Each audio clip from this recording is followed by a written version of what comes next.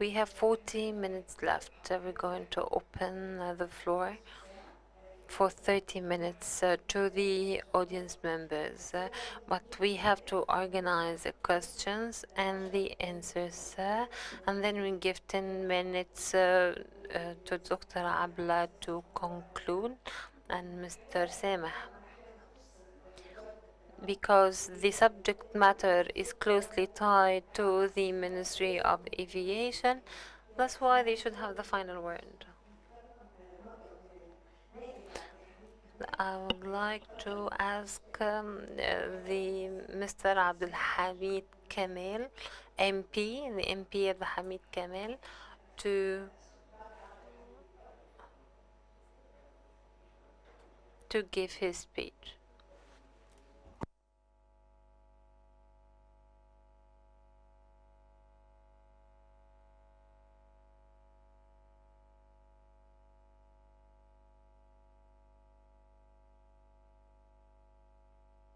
To thank the ECAS for raising the point, and I have 2 points.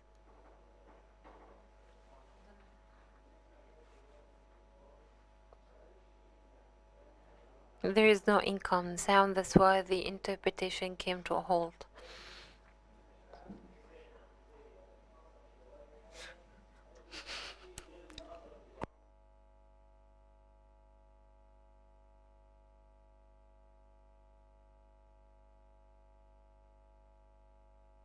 The role of the Ministry of Tourism in drafting of policies. We as a parliament need the vision regarding the most prominent legislative gaps in relation to the international conventions. That's why it is an imperative to have Ms. Sahar in the preparatory committee, and while the during the conducting of the study. The most critical problems are the regional airports in Egypt, or the governorate airports. We have over 23 airports in Egypt. What are their priorities? Unfortunately, if there are any losses or untapped resources, there is no vision, a clear vision for their utilization.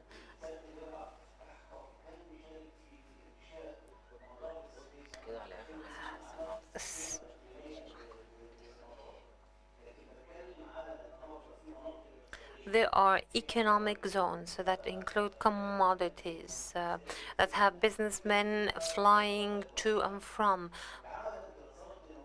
And feasibility studies have been conducted for the establishment of the Suez airport.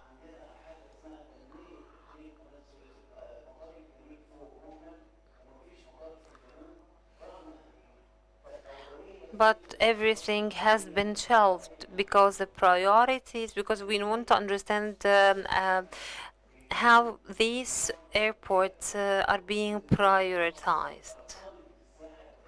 And are the establishment of airports tied to domestic tourism? So far, we have to understand the relation between these domestic airports and tourism. Here I would like to propose, just like you reaffirmed that the Ministry of Tourism should be involved, there also must be an overall plans that address the optimization of the role of airports. I'm talking about the Suez Airport, International Suez Airport. Feasibility studies have been conducted, approvals were issued, and and even the technical experiments and the allocation of land.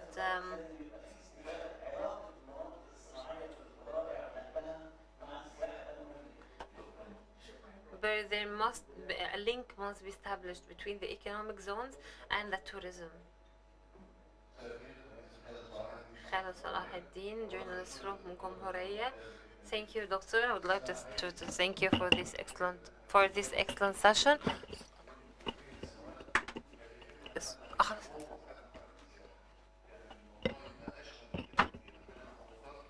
We have many obstacles when it comes to the growth of tourism. For example, we have the issuing of visa.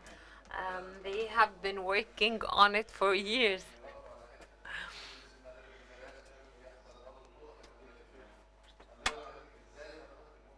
So how to upgrade this tourism product? We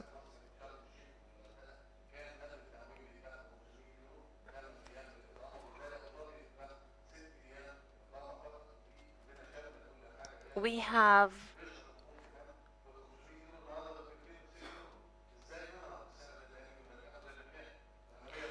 been offering better packages in Urgala and Sharm el-Sheikh, also supporting charter flight.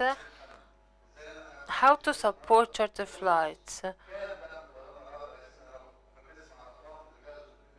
We have been listening to some figures. It looks as if we are importing foreigners. It's not only about opening the skies, rather the tourism movement should be promoted as well. Every penny that is being spent now, if I'm importing tourism, what do I have? What do I have? What benefit do I get out from it? Captain Samah just mentioned that any tourist is allowed to land in Egypt, but if I open the low cost, Egypt Air will come to an end.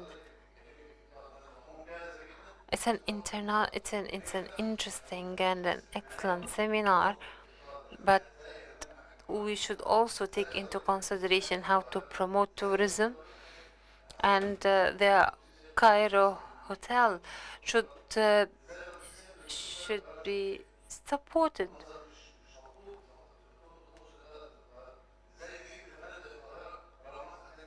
How to restore the glory of the hotels in Cairo.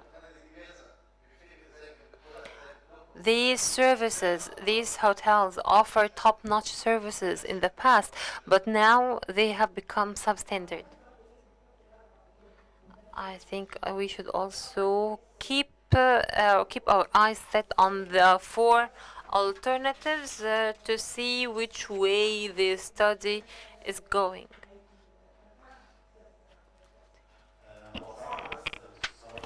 Frankly speaking, on charter operators, there was another study by the Ministry of Tourism, and please correct me if I'm wrong, for each dollar spent, the return is $23.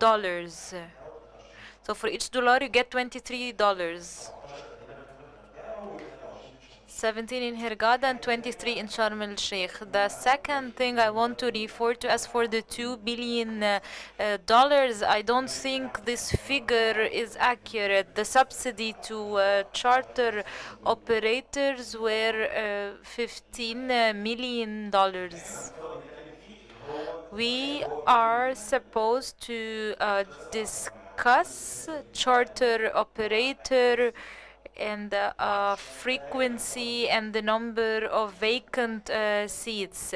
I think this goes outside of the symposium scope, so maybe the center can organize another session for that. But now we want to discuss the alternatives, and there were no issues when it comes to opening skies for charter operators. Mr. Yasser from Egypt Air. Good afternoon, and I want to thank you for having us in this great symposium. I just want to clarify something. While following the symposium, I had certain questions popping up to my mind. We are speaking of opening Egyptian skies, and it's evident that Egypt has already liberated its air transport, and we have 11 legislations liberating all the airports in Egypt with certain restrictions imposed on Cairo International Airport to protect the national project of converting Cairo Airport into a hub airport. And we had many studies done by consultancies, and we know that this is for the benefit of the national economy. Among the studies we conducted with Lufthansa, the Silk Road connecting the East to Europe.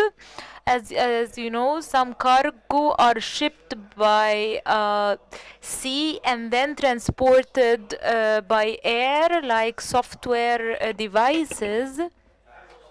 What I'm trying to say here is that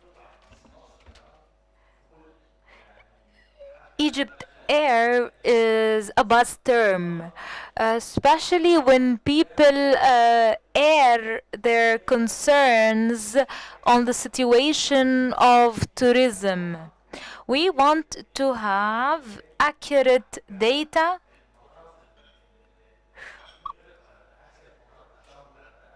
on the capacity,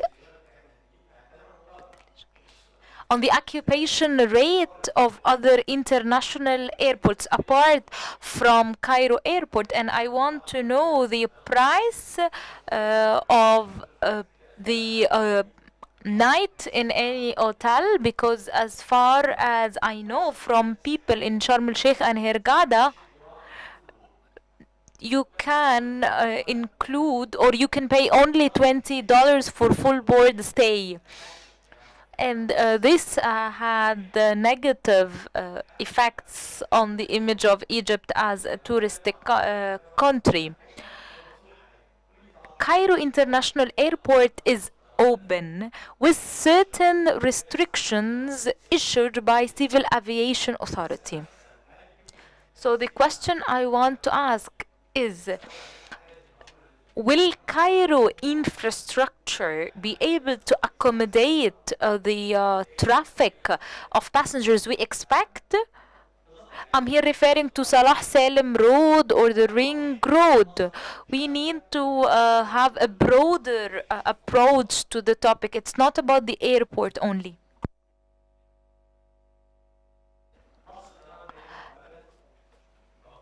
Egypt Air has always been there, and as you know, we have undergone many political and economic difficulties, and we were still operating, but other foreign carriers and charter operators closed their businesses. And we always offer businessmen or travelers safe means of transportation. As for protectionism and opening skies for the GCC countries, when they thought of opening their skies in the 80s, the airlines got massive subsidies. They have their own terminal. They have excellent ground services by state-owned companies. They get fuel subsidies. So all these measures are aiming to protect their flag carrier.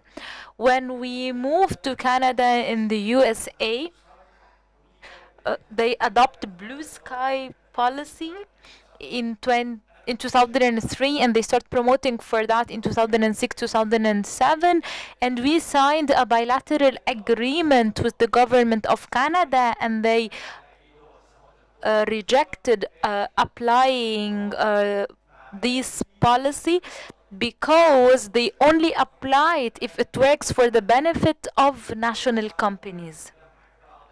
Here, the man was implying to the Gulf Airlines intention to dominate the air traffic from Canada to the Gulf countries, and of course this will affect their economy. I also want to refer to the fact that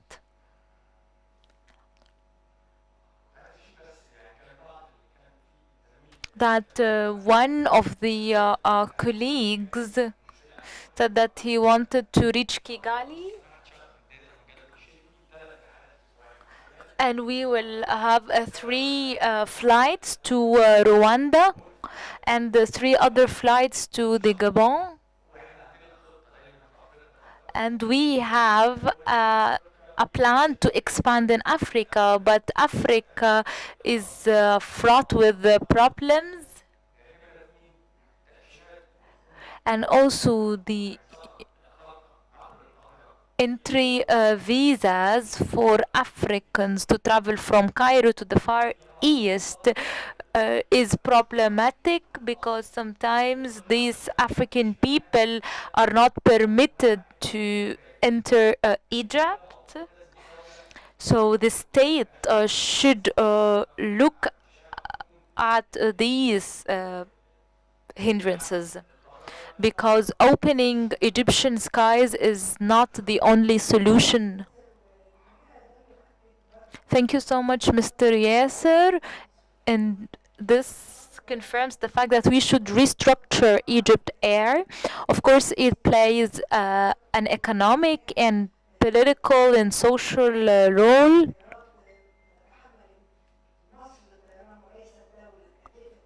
Egypt Air bears the cost for transporting some staff, not the state, and sometimes no one pays Egypt Air back.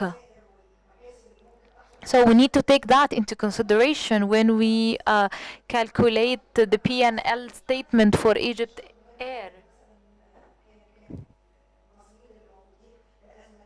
But I cannot ask I cannot ask the company to transport Egyptians in a certain country without paying for it. Sorry to interrupt you. We evacuated some Egyptians from Libya and Tunisia, and we asked other companies to do so, and they said we couldn't because we have other contracts with other countries, and we would lose if we do so. So I'm responsible for what I'm saying. Evacuation the Egyptian labor force from Libya and Tunisia was exclusively done by Egypt Air. When we wanted to send a ferry through 3 or 4 days to evacuate 150 people. And I can excuse these private companies. They leased a fleet and they have a contract with travel agency to go from Hurghada to Lithuania, and I cannot fly these flights to Tunisia for an emergency. But Egypt Air could do so and could pay the fine for each passenger amounting to 600 as per the instructions of the EU. And I'm not here defending Egypt Air, but we are defending the right of the state because this is a state-owned company and they are committed before the state. So the state should cover the expenses and the cost. It's the state's policy, and it's up to the state to decide this policy.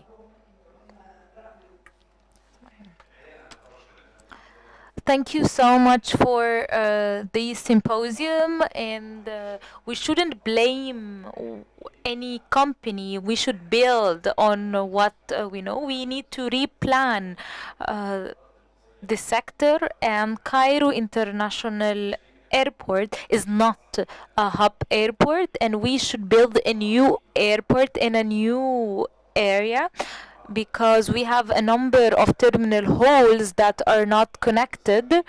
So we cannot connect domestic flights easily, so passengers have to do all the procedures and then move to other terminals to get the connecting flight. And so I think the best option is to adopt these liberating policies gradually during a certain time line. If we open Cairo Airport to Gulf Airline, Egypt Air will not be able to compete. And we should stand with Egypt Air because it's a national company. I work in a private company, but I worked a lot with Egypt Air, and we should also amend the civil aviation law, and we can achieve more if this entity is an autonomous one.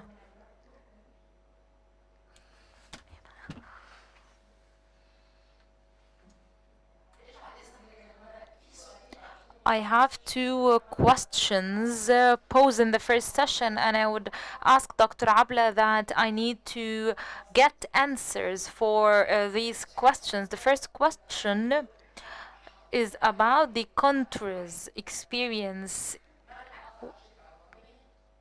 and the effect of that liberation on the flag carrier, and how can we minimize or mitigate the loss in order to apply this to the Egyptian society or the Egyptian situation. The second question, are we going to open one market or multiple markets? And how come you did not invite any people from the Ministry of Trade and Industry? And of course, Dr. Adla has a long expertise in this, whether when it comes to Arab countries or European countries, because here we need to ask some questions. Are we speaking of cargo or passenger scheduled or non-scheduled flights? We need to break down all these details and identify the markets, and of course they approached you because they get the data from you, so it's really beneficial to have them on board. We heard more than once is that all the airports are liberated except for Cairo Airport, but how dominating is Cairo Airport when it comes to passenger and cargo traffic? 40-something percent, I guess. It's the main international airport. Also, we are speaking about liberating regulations, bylaws, and some aspects are open to the national private companies before being open to foreign carriers, but there are a number of restrictions that might discriminate against countries. So 121, 123 articles are discriminatory. So generally speaking, the situation might look or sound good, but there are a number of hindrances restricting the participation of national private companies before foreign companies. I just want to comment on one thing. Opening all the airports and the share of Cairo Airport of tourism